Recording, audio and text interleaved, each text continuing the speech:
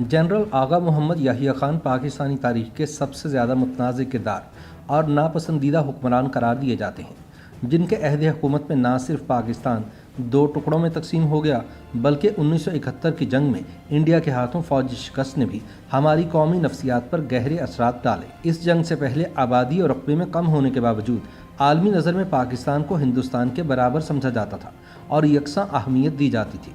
लेकिन सन 1971 के सानहे के बाद पाकिस्तान अपनी हैसियत कायम ना रख सका। बहुत से गलत फैसलों, सियासी बसीरत के फुकदान और याहिया खान की अय्याशाना ज़िंदगी को पाकिस्तान के टूटने का सबब समझा जाता है।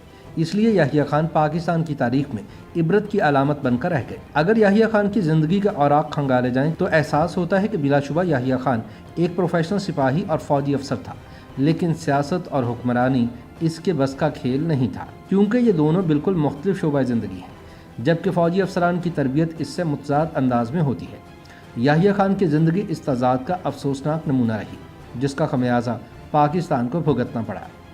आगा मोहम्मद याहिया खान सन 1919 में पैदा हुए। इन्होंने सन 1938 में फ़ौज में कमीशन हासिल किया। कई महाजों पर खिदमत सर अंजाम देने के बाद इन्होंने दूसरी जंग अजीम में भी हिस्सा लिया। क़याम पाकिस्तान से 2 साल कबल इन्हें स्टाफ कॉलेज कोयटा में कोर्स के लिए मुंतखब किया गया, जो इनके अहल और बहुत अच्छे प्रोफेशनल सोल्जर होने का सबूत था, क्योंकि स्टाफ कॉलेज कोर्स के लिए आमतौर पर उन्हीं अफसरान को चुना जाता था जिन्हें तरक्की के काबिल समझा जाता था। फिर वो इसी स्टाफ कॉलेज में इंस्ट्रक्टर लगा दिए गए और यूं इनके फौजी जौहर पर मोहर तस्दीक लग गई। क़याम पाकिस्तान के वक्त वो स्टाफ कॉलेज में वाहिद मुसलमान इंस्ट्रक्टर थे। इन्हें जनरल अयूब खान का खास मोतमिद समझा जाता है, क्योंकि वह commander in chief general Ayub Khan की सरपरस्ती में तरक्की के जीने चढ़ते रहे और जल्द ही जर्नैल बन गए। बल्कि शाहिद जावेद बरकी तो अपनी किताब में लिखते हैं कि जनरल याहिया खान ने सन 1958 में मार्शल लॉ लगाने और इक़्तिदार संभालने में जनरल अयूब खान की बहुत मदद की।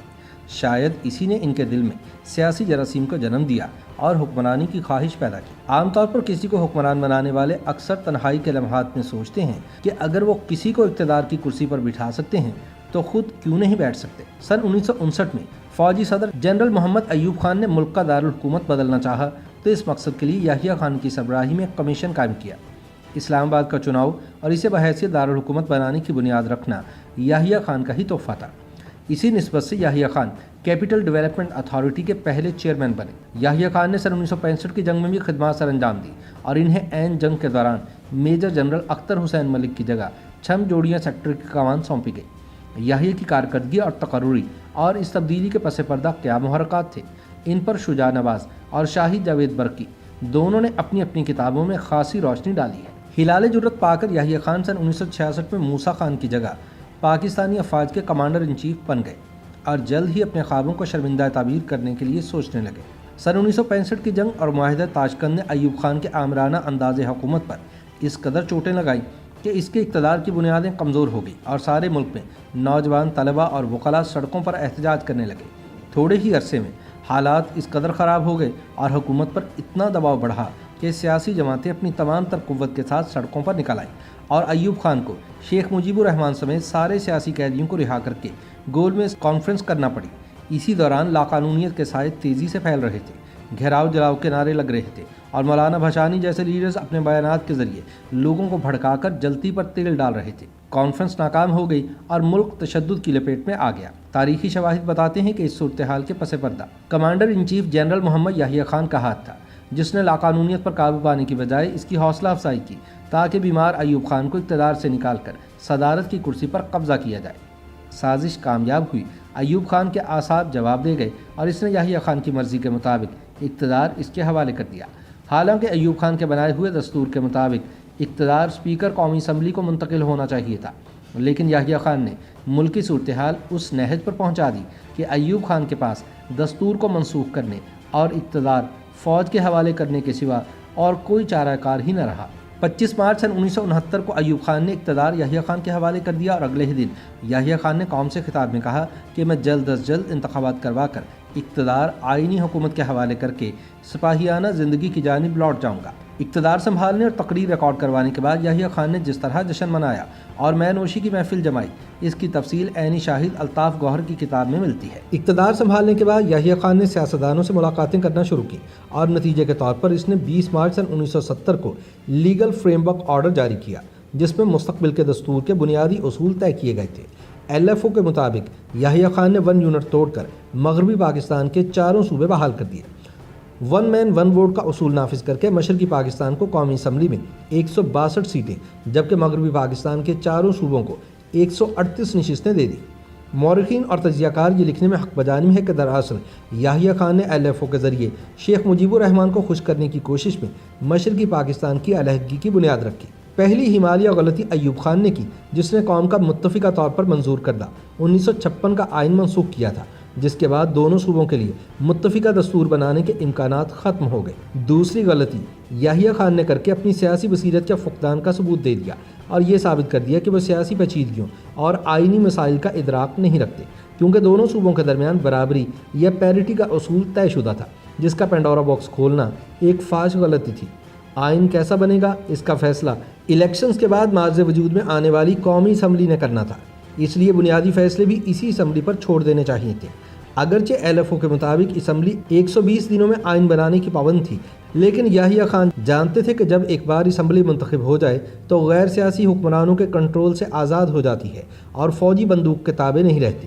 انتخابات کا اعلان ہوا تو یحییٰ خان کو ایجنسیوں نے بتایا کہ مخلوط حکومت بنے گی اور مجیب الرحمان اکثریت حاصل نہیں کر سکے گا۔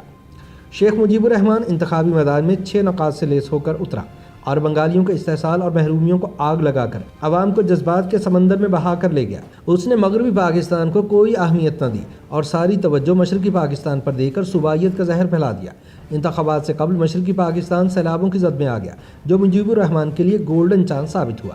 1970 کے انتخابات کے نتائج نے یحییٰ خان کے مخلوط حکومت کے اندازے غلط ثابت کر دیے اور ملک کے سیاسی افق پر خدشات و خطرات کے سیاہ بادل پھیلا دیے۔ 300 اراکین کی اسمبلی میں مجیب الرحمان نے 160 نشستیں حاصل کر کے ایک ایسا سیاسی چیلنج پیش کر دیا جس سے صرف منجھے ہوئے زیرک سیاستدان ہی نبرد آزما ہو سکتے تھے اور جو فوجیوں کے بس کا روگ نہیں تھا۔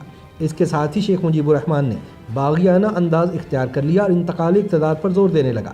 یحییٰ خان چاہتا تھا کہ اسمبلی کے اجلاس سے قبل مغربی پاکستان کے اکثریتی نمائندے ذوالفقار علی بھٹو اور مجیب الرحمان کے درمیان مستقبل کے آئین اور سیاسی ڈھانچے پر سمجھوتا ہو جائے۔ بھٹو مجیب ملاقاتیں نتیجہ خیز ثابت نہ ہوئیں اور یحییٰ خان نے اسمبلی کا اجلاس ملتوی کر دیا۔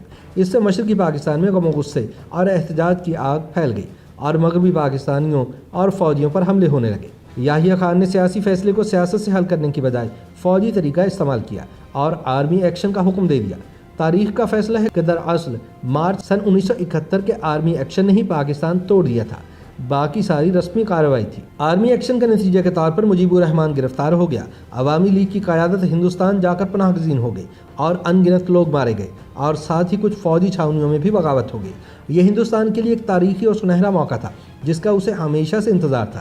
چنانچہ ہندوستانی حکومت کے زیر سایہ عوامی لیگ کے لیڈروں نے کلکتہ میں ضلع وطن بنگلہ دیشی حکومت قائم کر لی اور وہ آرمی ایکشن کے دوران قتل و غارت کو مبالغہ آمیز انداز سے عالمی سطح پر پیش کر کے دنیا کی ہمدردیاں جیتنے میں کامیاب ہو گئے۔ یحییٰ خان اس چیلنج کا جواب نہ دے سکا کیونکہ عالمی رائے عامہ فوجی اقدام کے خلاف اور منتخب لیڈروں کے حق میں تھی۔ اس دوران ہندوستانی فوج نے بنگالی نوجوانوں کو فوجی تربیت دے کر مکتی باہنی ترتیب دی اور پاک فوج کے خلاف گوریلا کارروائیوں کا آغاز کر دیا۔ چین اور دوسرے دوست ممالک کے سیاسی حل کے مشورے یحییٰ خان کی رہنمائی نہ کر سکے، حتیٰ کہ نومبر سن 1971 میں ہندوستانی فوج نے مکتی باہنی کی آڑ میں مشرقی پاکستان پر حملہ کر دیا اور 16 دسمبر سن 1971 کو پاکستانی افواج نے ہتھیار ڈال دیے۔ 20 دسمبر کو فوجی افسروں کے احتجاج نے یحییٰ خان کو انتقالی اقتدار پر مجبور کر دیا۔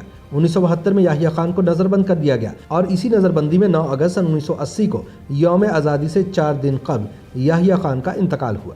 ظلم عظیم یہ ہوا کہ یحییٰ خان کو اسی پاکستانی پرچم میں لپیٹ کر مکمل فوجی اعزاز کے ساتھ دفنایا گیا جس کے اس نے 2 ٹکڑے کر دیے تھے۔ YouTube پر گوگلی نیوز دیکھنے کے لیے youtube.com کی سرچ بار میں googly news T V type کریں۔ گوگلی نیوز کے پیج پر سرخ رنگ کے سبسکرپشن والے بٹن پر کلک کرنا نہ بھولیے۔ YouTube پیج پر اپلوڈ ہونے والی ویڈیوز سے باخبر رہنے کے لیے بیل آئیکن پر کلک کیجیے۔ آپ کو ہر نئی ویڈیو کے بارے میں نوٹیفیکیشن موصول ہو جائے گا۔